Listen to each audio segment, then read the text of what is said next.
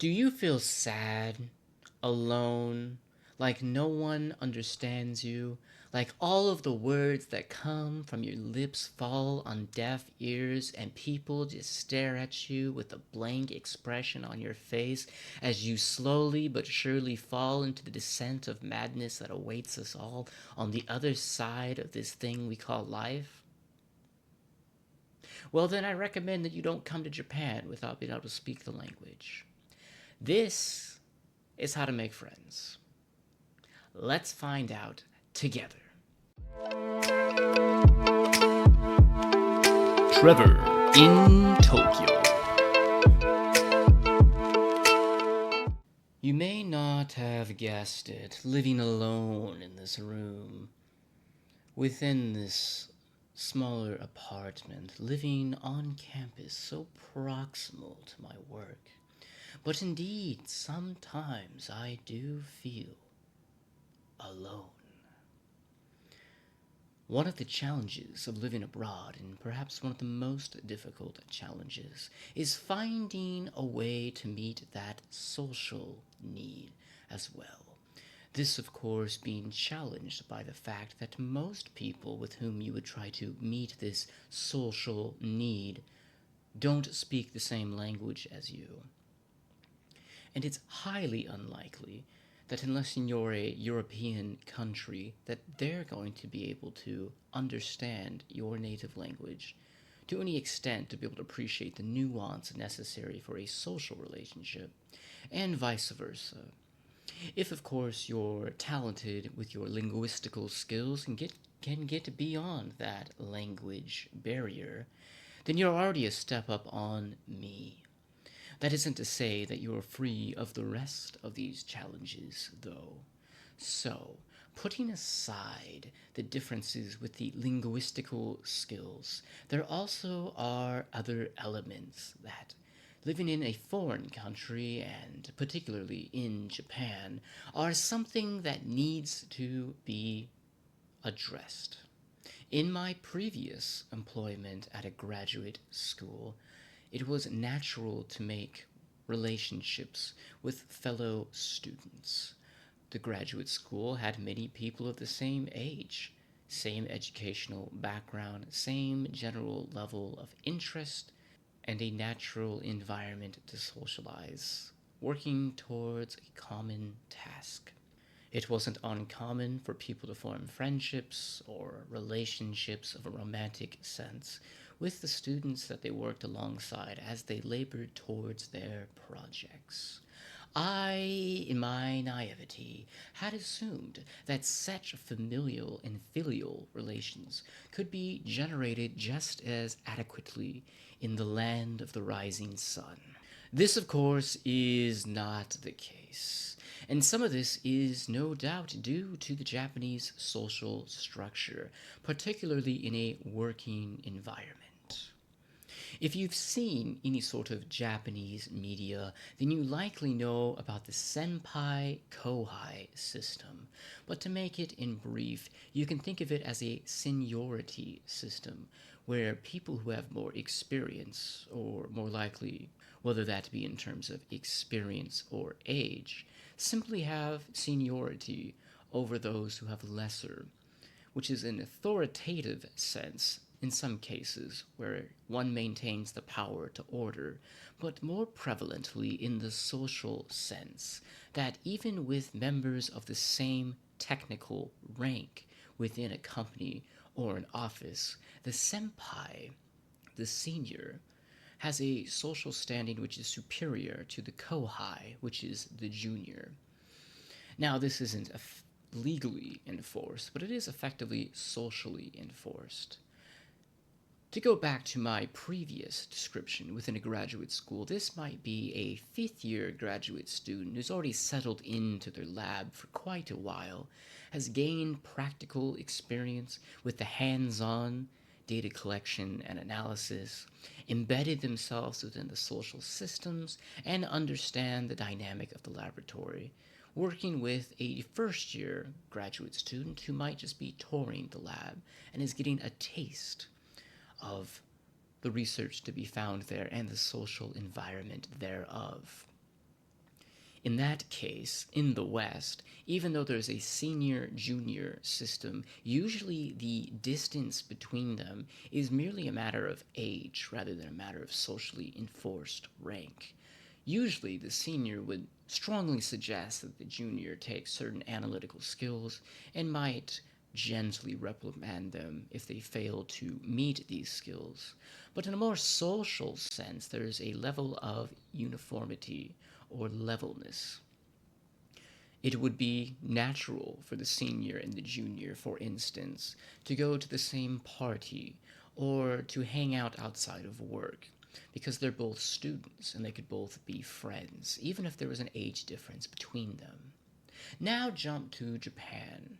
So some of the people that I had met in this lab before I came to this Japan are now my senpai. They are my seniors. And even if they don't have direct authority over me in terms of being able to direct my day-to-day activities, they definitely still have experience over me. And in a social sense, they are my social superiors. So, when it comes to social situations, that is, things outside of strictly work settings, such as at lunchtime, there's no social environment to be had. More of the conversation in the West one might have with their boss, where you can be friendly with your boss, but you wouldn't necessarily make jokes, share pictures, memes, text, or that sort of social banter repertoire outside of work. And this is socially enforced in the office. So already the people who have more seniority than me, really we have no social interactions. And if I try to initiate such social interactions, I will be curtly but politely declined. Who am I, after all, to dare to take their time when they're already so busy with their own lives? Or so it seems to go. Further, in this particular office, socializing within work hours only happens within meetings. Everybody who works with headphones on, with shields around their little cubicles, and focused on their task. No talking to be had. So, if you come to Japan or such a foreign environment, you're not going to be making friends at work. So, where are you going to make friends? The first and perhaps easiest way is simply to not lose the friends you already have. And this has been tantamount to whatever success I may have found over here, rather than necessarily trying to make more friends, although I have made some.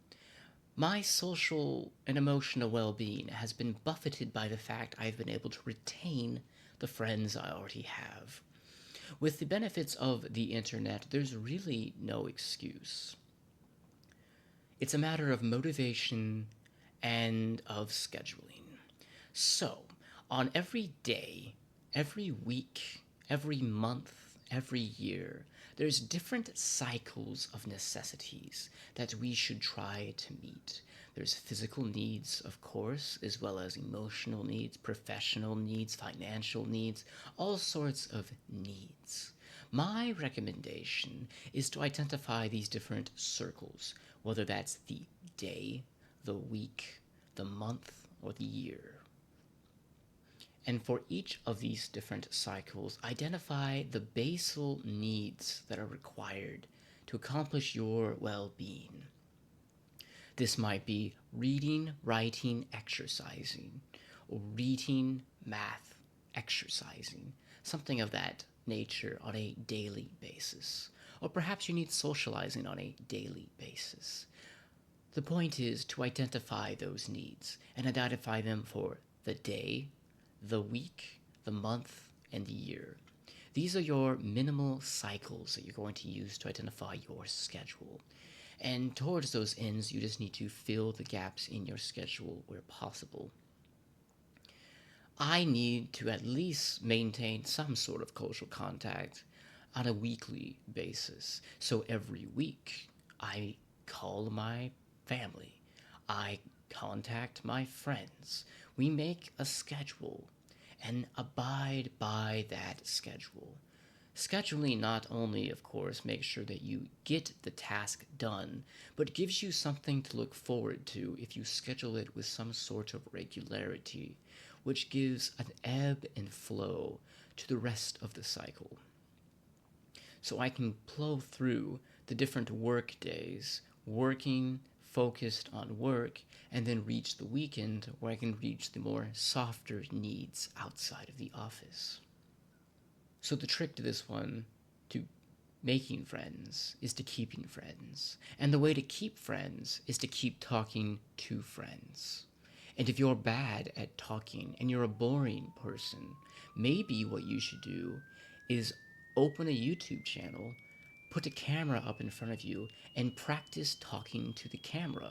And then, when you get done talking to the camera, you can read back the words that you've said to the camera and see if anything that you've said at all is interesting. And when most of what you've said isn't interesting, you know that in the future that maybe you should try to say things that are interesting. Purely a hypothetical situation. The second more challenging option for getting social contact is, of course, to make friends in person. Now, in Japan, as is most other countries, there's been a decrease of so-called third places.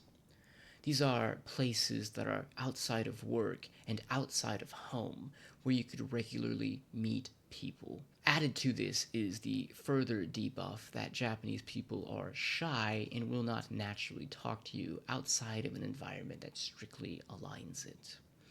However, there are places to meet people, and they're in contexts that the Japanese people are a bit more social. If you're a drinking person, then there are izakayas everywhere.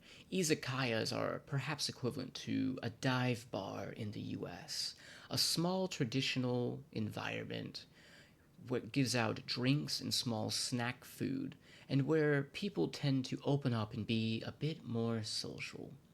If you're a drinking person, then this is a good place to meet people and try to practice your Japanese. Just be care to know that the Japanese you might pick up there might be a bit more crude than for a polite audience. Alternatively, there are other smaller hobby type environments around. The art school, which I've made a video about, for instance, or there's social events you can go to, cons, and that sort of thing. In my case, I chose a church being both the place to keep me in cultural groundedness with my Western roots, and further, with the higher emphasis on education, most of the people within this particular church are bilingual, so it reduces one of those natural barriers to conversation. This being done, of course, on a weekly basis as well, helps to meet that need. That said, you will still feel lonely going through the shopping malls, going through the grocery stores, going to the gym or back and forth, and realizing that these people are not like you and they view you as different, and you will always be different. So this being more of a caveat to those who are exploring different places to live. If you're somebody who constantly needs affirmation and acceptance of other people around you, that you fit in and are invisible, Japan is not the place for you. Part of the fun of being in Japan is simply realizing that you will always stand out. So there's no point in trying to abide by the rules or fit in, beyond those which are increasingly annoying. If you're riding your bike down the street, people are already going to look at you, so you might as well wear that funky looking biker gear with the stripes and the helmet. If you're worried about looking silly, Don't worry, you already are. It was to my benefit that I've always stood at a bit of a distance from most of my social relationships, and thus felt no reluctance at being more distal than normal from them. But if you're someone who needs a tight knit community, a social net, and a daily in person social time, you will definitely need to make the intentional effort to reach out and address these goals. I think I found it out a bit like this. In Japan, foreigners are treated something like a dog. Now, that might sound offensive at first glance, but recall that most people actually like dogs. It's fun to be around dogs. Dogs are always happy to see you. People like petting dogs, looking at dogs, watching dogs do tricks. And they might even let them into the house once or twice. And people have good relationships with their dogs. If you have a dog, you become more friendly and more interesting to other people. So people want to take their dogs out for a walk. Sometimes just having a dog is useful for its own end. And some people, of course, just hate dogs, and you can't really do anything about it. Now imagine that you see a dog, and this dog is not well behaved. This dog is barking all over the place, making a mess, doing its business on the sidewalk, not caring about anything around it. Think of how annoying you would be at this dog. This is how they see poorly behaved foreigners. Still dogs, just annoying dogs, dangerous dogs, dumb dogs, beasts of burden. You are a dog. It's your choice if you're going to be a friendly golden retriever or a bloodthirsty baby munching pit bull. Some things you can't avoid, but some things you can. This has been an update from me. I've been Trevor in Tokyo. See ya next time.